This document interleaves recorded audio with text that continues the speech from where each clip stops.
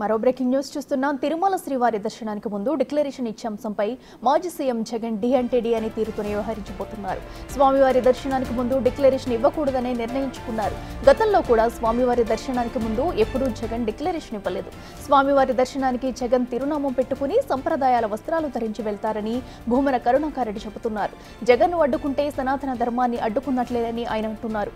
గతంలో జగన్ స్వామికి పట్టు వస్త్రాలు కూడా సమర్పించారని, అప్పుడు అవసరం లేని డిక్లరేషన్ ఇప్పుడు ఎందుకని వైసీపీ నేతలు ప్రశ్నిస్తున్నారు.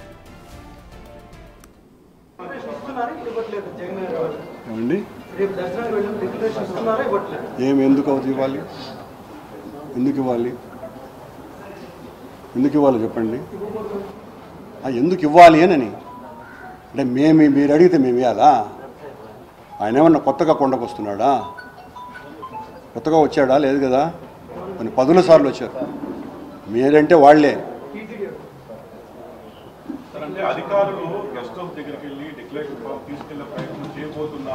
ఏమైనా చేసుకోండి. వాళ్లకు చంద్రబాబు ఏం చెప్తే చేసేవాళ్ళు ఏమైనా చేసుకుంటారు కదా.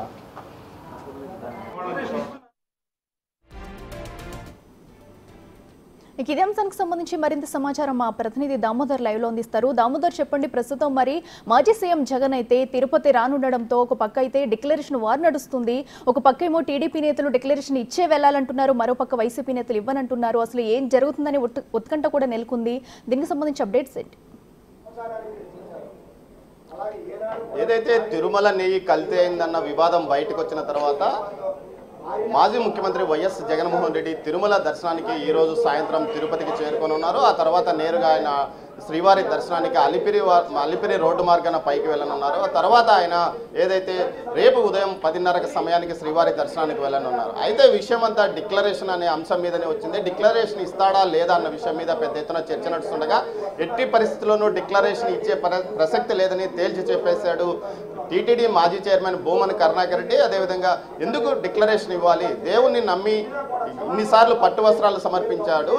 ఇంత ముఖ్యమంత్రిగా ఉన్నప్పుడు హిందూ దేవాలయ పరిరక్షణ కోసం ఎంతో కృషి చేసిన ఏకైక ముఖ్యమంత్రి జగన్మోహన్ రెడ్డి. ఆయన తండ్రి రాజశేఖర రెడ్డి హయాంలోనే హిందూ మతానికి ఎంతో సేవ చేశారు. అలాంటి వ్యక్తులు ఎందుకోసం డిక్లరేషన్ ఇవ్వాలి? డిక్లరేషన్ అనే అంశాన్ని తెర మీదకి తెచ్చి కావాలనే మత విద్వేషాలు చంద్రబాబు నాయుడు రెచ్చగొడుతున్నాడు. ఏదైతే తిరుపతిలో ఉన్న హిందూ సంఘాలు, హిందూ నాయకులు, బీజేపీ నాయకులు, అదేవిధంగా జనసేన నాయకులు చెప్పినట్లు మేము ఎందుకు నడుచుకోవాలి? వారు చెప్పిన వారు మాత్రమేనా హిందువులు అంటూ తీవ్ర స్థాయిలో విమర్శించాడు. ఇదే సమయంలో తాను సనాతన ధర్మానికి ధ్వజస్తంభం లాగా ఉన్నానంటూ పవన్ కళ్యాణ్ చెప్పుకొస్తున్నారు. ఆ తర్వాత సన్నాయి నొక్కుతున్న పరిస్థితి కూడా కనిపిస్తుంది. ఇలాంటి సమయంలో ఎందుకు మేము అటు ఏదైతే కూటమి ప్రభుత్వం చెప్పినట్లు నడుచుకోవాలి? ఎట్టి పరిస్థితుల్లోనూ తమ నాయకుడు మాత్రం డిక్లరేషన్ ఇవ్వడంటున్నారు. అయితే డిక్లరేషన్ కోసం హిందూ సంఘాలు కానీ అటు బీజేపీ జనసేన కూటమి పట్టుబడుతున్న నేపథ్యంలో అసలు హిందూ సంఘాలు ఏ విధంగా యాక్షన్ ప్లాన్ ఉండబోతున్నది అన్న విషయం మీద ఈరోజు సాధు పరిషత్ ఆధ్వర్యంలో ఒక సమావేశాన్ని తిరుపతిలో నిర్వహించారు. ఈ సమావేశంలో హిందూ చైతన్య సమితి అధ్యక్షుడు ఓంకార్ కూడా పాల్గొన్నారు. ఆయన అడిగి తెలుసుకున్నాం. అసలు ఓంకార్, మీరు ఎలాంటి నిర్ణయం ఈరోజు తీసుకున్నారు? ఇందాకే మాకు కూడా సమాచారం అందింది. మాజీ టీటీడీ చైర్మన్ భూమన కరుణాకరెడ్డి గారు ఇంత క్రితమే ప్రెస్ మీట్ పెట్టి ఎటువంటి పరిస్థితుల్లో కూడా జగన్మోహన్ రెడ్డి గారు డిక్లరేషన్ ఇవ్వనన్నారు, కావాలనే రెచ్చగొట్టే విధంగా ప్రయత్నాలు చేస్తున్నారు. నిన్న రాత్రి పవన్ కళ్యాణ్ గారు ఇచ్చిన స్టేట్మెంట్ మేము కూడా ఆలోచించి కొద్దిగా వెనక తగ్గుతామనే ఆలోచనలో ఉన్నాము. కానీ ఇప్పుడు ఇందాక భూమన కరుణాకరెడ్డి ఇచ్చిన ఏదైతే మాజీ చైర్మన్ ఇచ్చినటువంటి స్టేట్మెంట్ ఏదైతే ఉందో డిక్లరేషన్ ఎటువంటి పరిస్థితుల్లో జగన్మోహన్ రెడ్డి గారు ఇవ్వరు అన్నారో ఇప్పుడు ఖచ్చితంగా మేము అడ్డుకుంటామనేసి మేము ఈరోజు తెలియజేస్తున్నాము. నిన్న ఏదైతే మేము ఒక నిరసన చేసినామో గో బ్యాక్ క్రిస్టియన్ జగన్ అని, అదే నినాదాన్ని ఇంకొంచేపట్లో కంటిన్యూ చేయబోతున్నాము. మీరు చెప్పండి, ఎలాంటి నిర్ణయం తీసుకోబోతున్నారు? ఇప్పుడు కరుణాకరెడ్డి ఎట్టి పరిస్థితుల్లో డిక్లరేషన్ ఇవ్వమని కరాఖండిగా చెప్పేస్తాడు. అసలు మీరు చెప్పిన వాళ్ళు మాత్రమే హిందువులా? అటు బీజేపీ తిరుపతి నాయకులు, బీజేపీ జనసేన నాయకులు చెప్పిన వాళ్ళే హిందువులా? మిగతా వాళ్ళు హిందువులు కాదా? అసలు వీళ్ళే అసలు హిందూ ధర్మాన్ని భ్రష్టు పట్టిస్తున్నారు ఇలాంటి వ్యక్తులు అంటూ కూడా ఆయన మీ మీద విరుచుకుపడ్డారు. ఒకటండి, హిందూ ధర్మం గురించి మాట్లాడే రైట్స్ కరుణాకరెడ్డి గారు లేదనుకుంటా. ఎందుకంటే ఇంకా గతం మాట్లాడితే ఎక్కడికో పోతుంది. ఇది మేము గొడవలు పెంచుకోవాలని చూసినా, గొడవలు అవసరం లేకుండా శాంతియుతంగా తిరుపతి వాతావరణం పెట్టాలని చూస్తున్నాం. మీరు చుట్టుపక్కల ప్రాంతాల నుంచి 20,000 30,000 మందిని తరలించారు. ఇప్పటికే తిరుపతి చుట్టుపక్కల మొత్తం అన్ని హోటల్లో మీరు దిగున్నారు. ఎందుకు వచ్చారు? జగన్మోహన్ దర్శనానికి పోతే మీరు ఎందుకు వచ్చారు ఇక్కడికి? కేవలం పవన్ కళ్యాణ్ గారి గౌరవించి, పవన్ కళ్యాణ్ గారి మాటకి గౌరవించి మేమందరం కూడా శాంతియుతంగా ఎక్కడ కూడా గొడవలు చేయకుండా ఉన్నాము. డిక్లేరేషన్ సంగతి టీటీడీ చూసుకుంటుంది, విజిలెన్స్ చూసుకుంటారు, అక్కడ తెలుసుకుంటాము. కానీ మీరు ఇప్పుడు రచ్చగొట్టి డిక్లేరేషన్ చేయము, ఏం చేస్తారు చేసుకోవాలి, ఆ విధంగా మాట్లాడకూడదు. జగన్ వస్తున్నాడు, జగన్ చూసుకుంటాడు. ఇంకా 6 గంటల సమయం ఉంది. 6 గంటల తర్వాత జరిగే ఇష్యూని మీరు ఇప్పుడే రెచ్చగొడుతున్నారంటే తిరుపతిలో మీరు రెచ్చగొట్టి గొడవ సృష్టించి కూటమి ప్రభుత్వాన్ని చెడ్డపేరు తీసుకునే ప్రయత్నం చేస్తున్నారని చెప్పి ముందున్న సమాచారం వాస్తవంగా తెలుస్తుంది. పోలీసుల చేత హౌస్ అరెస్టులు చేస్తున్నారు. పోలీసులను బలవంతంగా మిమ్మల్ని రాయలసీమ వ్యాప్తంగా ఉన్న నాయకులను అంటే పోలీసుల ద్వారా మీరు పరిపాలన సాగిస్తున్నారంటూ ఆయన అంటున్నాడు. అంటే పోలీసులను మీరు ఆ విధంగా ఉపయోగించుకుంటున్నారా? హౌస్ అరెస్టులు చేస్తున్నారా? అదేవిధంగా ఇళ్ళ నుంచి బయటికి రానికుండా నోటీసులు ఇస్తున్నారు, వార్నింగ్లు ఇస్తున్నారంటూ ఇది కూటమి ప్రభుత్వం నిరంకుశంగా మమ్మల్ని అనగదొక్కాలని ప్రయత్నిస్తుందని కూడా అంటున్నాడు. వాళ్ళు చేసిన హౌస్ అరెస్టులు, వాళ్ళు చేసిన నోటీసులు పోలిస్తే మాకే పెద్ద ఏం లేవు. చెప్పాలంటే వాళ్ళు ఎన్ని చేశాను, ఎన్ని హౌస్ అరెస్టులు, ఎన్ని నోటీసులు, ఎన్ని అరెస్టులు, ఒకటిగా 100ల కొద్ది ఈ 2 నెలలు అందరూ అరెస్టులు చేశారు, అందరి మీద కేసులు పెట్టారు. అవన్నీ మేము చేశామా? ఇప్పుడు తిరుపతిలో లా అండ్ ఆర్డర్ ప్రాబ్లం వస్తుంది కాబట్టి, మాకు సమాచారం ఉంది కాబట్టి మీకు కాపలా ఇస్తున్నాం, అరెస్ట్ అనుకోవద్దని చెప్తున్నాం మేము. అంటే మీరు గతంలో మిమ్మల్ని అరెస్ట్ చేశారు, హౌస్ అరెస్ట్ చేశారనే కసితో మీరు వారి మీద ప్రతీకారం తీర్చుకున్నారు. ప్రతీకారం ఏం కాదా సార్, వాళ్ళు బయటికి రావడం వల్ల వాళ్ళ రూపంలో చాలామంది ఇక్కడ అఘాయిత్యాలు చేసే అవసరం ఉంది కాబట్టి వాళ్ళు అక్కడ ఉంటే సేఫ్ అనుకుని గవర్నమెంట్ భావించింది కాబట్టి లా అండ్ ఆర్డర్ చట్టం తన పని చేసుకొని పోతా ఉంది అంతే. మీరు చెప్పండి, కేసులు పెట్టి మీరు అనగదొక్కాలని మీ ప్రభుత్వం కానీ అటు జనసేన టీడీపీ కూటమి ప్రభుత్వం ప్రయత్నిస్తుంది. కేసులు పెట్టింది వైసీపీ నాయకులు. మమ్మల్ని ఒక మహిళనైండి నేను ప్రెస్ మీట్ పెడితే ఇక్కడున్న మమ్మల్ని అందరి మీద 307 పెట్టి మమ్మల్ని అరెస్ట్ చేయించి రాత్రి రిమాండ్ పంపించాలని ఎంత ప్రయత్నించినారో పెద్ద పెద్ద బడా నాయకులు కూడా దాంట్లో ఇన్వాల్వ్ అయినారు. ఇప్పుడు అసలు ఎవరైనా కేసులు పెట్టినట్టు ఏదైనా సాక్ష్యం ఉందా?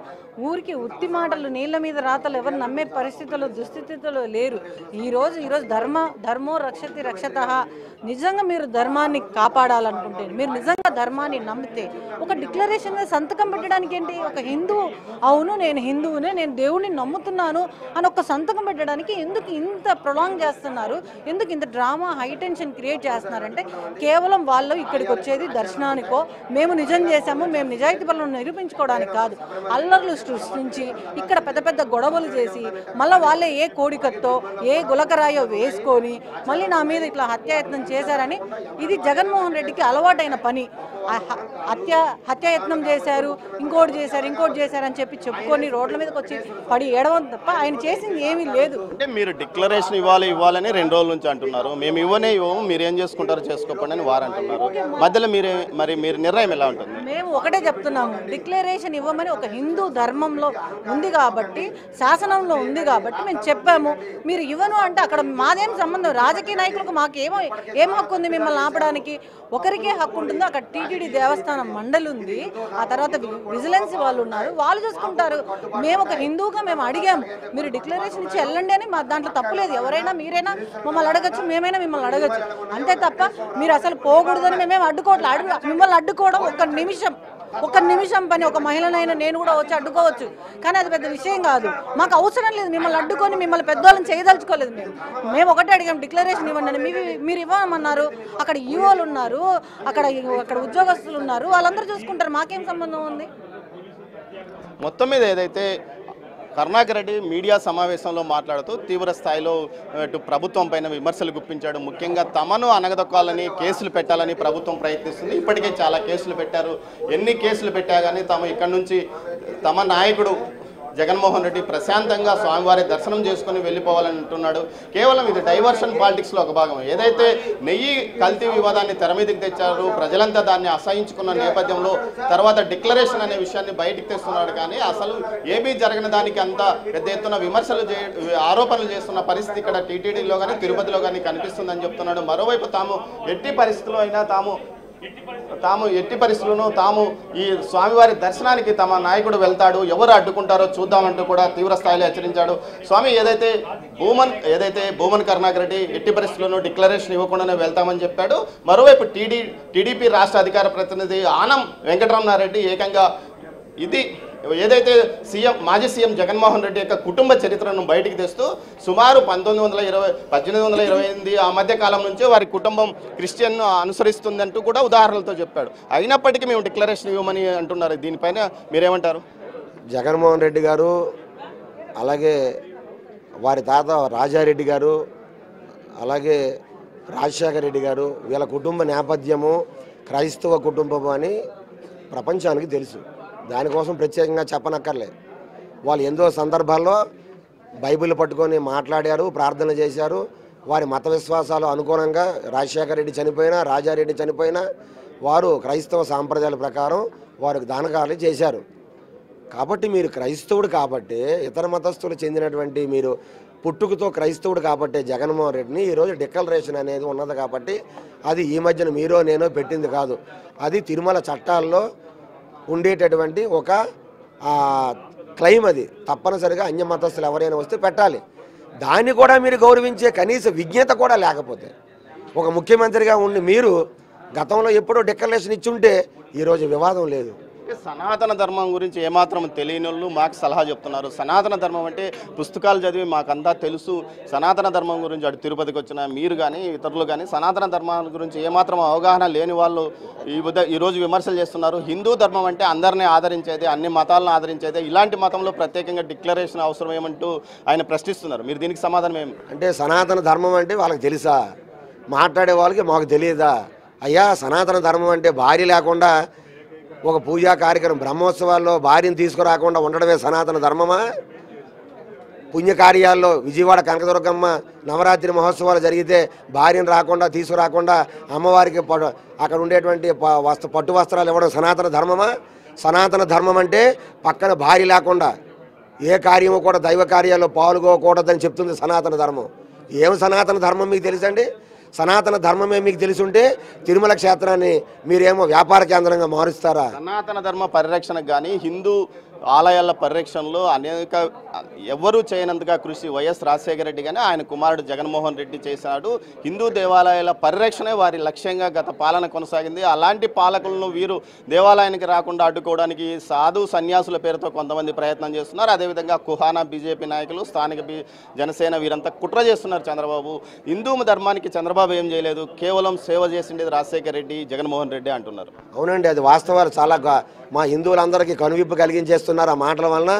మీరే సనాతన ధర్మాన్ని రక్షించే మహానుభావులైతే రామతీర్థంలో రాముడి శిరస్సు ఎందుకు ఖండితం అవుతుంది?